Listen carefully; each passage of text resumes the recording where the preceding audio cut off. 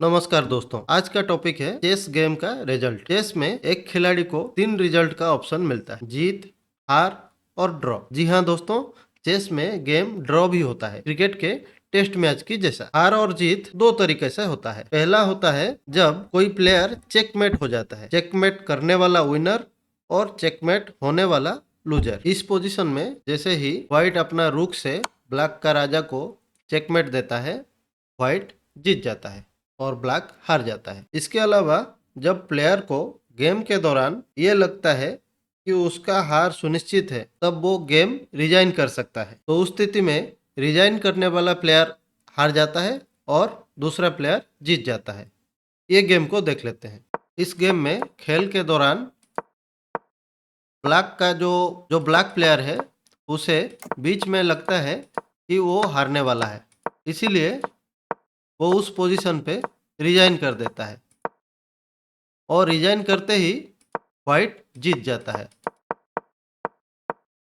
ये देखिए, इस पोजीशन में जैसे ही व्हाइट अपना नाइट को E6 स्क्वायर पे ले जाता है, तब वो ब्लैक का क्वीन और रूक पे आक्रमण करता है और अपना शक्तिशाली मोहरों को ऐसे मरते देखकर ब्लैक उस समय रिजाइन कर देता है और व्हाइट जीत जाता है। हार जीत के बाद चलिए देखते हैं ड्रॉ कैसे कैसे होता है।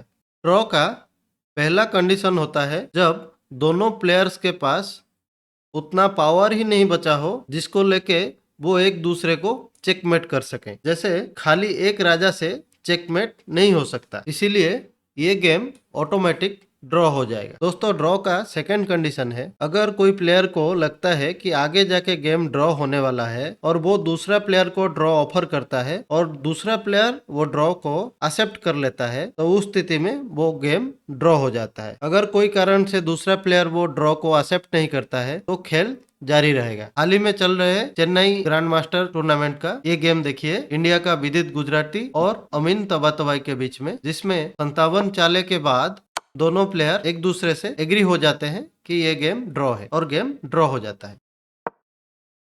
तीसरा सिचुएशन जहां पे गेम ड्रॉ होता है वो है जब दोनों प्लेयर अपना चाल को 3 बार से रिपीट करते हैं। इसको 3-फोल्ड रिपीटेशन कहा जाता है और ये रिपीटेशन के जरिए गेम ड्रॉ हो जाता है। यहाँ पे देखिए, जैसे दोनों प्लेयर अपना क्वीन से अपना चाल को जैसे ही 3 बार रिपीट करेंगे, वैसे ही गेम ड्रॉ हो जाएगा और इसको 3-फोल्ड रिपीटेशन कहा जाता है। गेम के दौरान प्लेयर बहुत बार ये 3-फोल्ड रिपीटेशन नियम का व्यवहार करके अपना गेम को ड्रॉ कर देते हैं, लेकिन जरूरी ये है कि दोनों प्लेयर ड्रॉ करना चाहते हो। चौथा सिचुएशन जिसमें गेम ड्रॉ होता है वो है 50 मूव रूल। 50 मूव रूल के अनुसार कोई गेम में अगर लगातार 50 मूव तक, 50 चालों तक कोई मोहरों का मारामारी नहीं होता है या 50 चालों तक कोई पॉन का चाल नहीं चलाया जाता है, उस स्थिति में वो गेम 50 मूव कंप्लीट होने के बाद ड्रॉ हो जाता है। मतलब ये ध्यान जरूर रहे कि 50 मूव के अंदर कोई मारामारी ना हो और उस दौरान कोई पॉन का चाल ना चलाया जाए, उस स्थिति में गेम ड्रॉ हो जाता है। और जो आखिरी सिचुएशन है जिसमें ड्रॉ होता है उसको कहते हैं स्टेलमेट। स्टेलमेट को समझने के लिए उसका पीछे का स्टोरी जानना जरूरी है। प्राचीन समय पर जब राजा अपना किला में रहते थे और उनपे शत्रु राज्य अपने सेना के साथ हमला कर देता था, कभी कभी राजा और उसका सेना अपने किले में खुद को बंद कर लेते थे। किला का दीवार और दरवाजा बहुत स्ट्रांग होता था, किले में 2-3 साल तक का खाना मौजूद रहता था, तो उनको बाहर निकलना नहीं पड़ता था और शत्रु किला के बाहर 1-2 साल किला को तोड़ने की कोशिश में लगे रहते थे और उसमें नाकामयाब होने पर वो वापस चले जाते थे। ऐसे युद्ध में किसी को भी विजयी डिक्लेयर नहीं किया जा सकता। सेम कॉन्सेप्ट होता है चेस में। अगर राजा पर चेक नहीं है और राजा या उसका कोई मोहरा के पास कोई चाल नहीं है, तब उस स्थिति में स्टेलमेट हो जाता है और गेम का रिजल्ट ड्रॉ हो जाता है। एग्जाम्पल के तौर पे ये पोजीशन को देख लेते हैं। इस पोजीशन में अगला चाल व्हाइट का है। व्हाइट अगर अपना क्वीन को B6 पर चलाता है तो उससे ब्लैक किंग पे चेक नहीं आएगा। व्हाइट का जो रूक है वो पहले से ही इस लाइन पे ब्लैक राजा का चाल को रोक रखा है, मतलब ब्लैक का राजा अभी यहाँ पे और यहाँ पे नहीं आ सकता है। और व्हाइट का क्वीन B6 में जाने के बाद वो ये B5 पे भी कब्जा कर लेता है और ब्लैक किंग का B8 पे जाना बंद कर देता है। तो उस स्थिति में क्वीन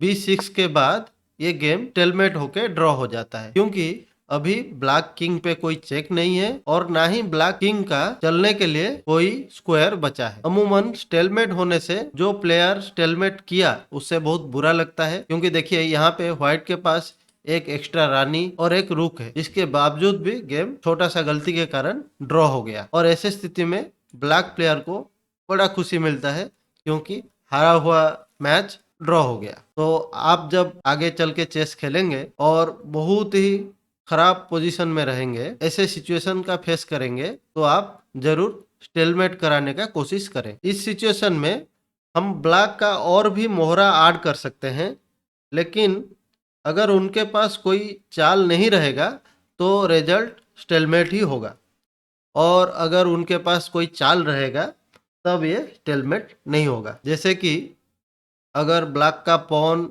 यहाँ पे होता और व्हाइट का पॉन उसका रास्ता रोका रहता, तब उस स्थिति में भी ये गेम ड्रॉ होता। लेकिन अगर यहाँ पे व्हाइट का पॉन नहीं होता तब ये गेम ड्रॉ नहीं होता, क्योंकि ब्लैक के पास एक चाल है जो कि वो पॉन को आगे बढ़ा सकता है। दोस्तों, उम्मीद है आपको स्टेलमेट का कॉन्सेप्ट समझ में आया होगा और गेम कैसे जीतते हैं और कैसे ड्रॉ होते हैं वो बिल्कुल अच्छे तरीके से समझ में आया होगा। इसी के साथ इस वीडियो सीरीज का अंत होता है। इस सीरीज में हम चेस के जो बेसिक नियम है उसके ऊपर फोकस किए, और ये सीरीज का सारा वीडियो देखने के बाद आपको चेस खेल की समझ बिल्कुल आ जाना चाहिए। और आगे आने वाले वीडियो में हम आपका चेस कैसे प्रैक्टिकली खेलेंगे और उसको कैसे इम्प्रूव करेंगे उस पे फोकस करेंगे। आपको ये सीरीज पसंद आया तो सारा वीडियो को लाइक करिए और अगला ऐसा चेस संबंधी वीडियो के लिए ये चैनल को सब्सक्राइब करें। फिर मुलाकात होगा अगला कोई वीडियो में। नमस्कार।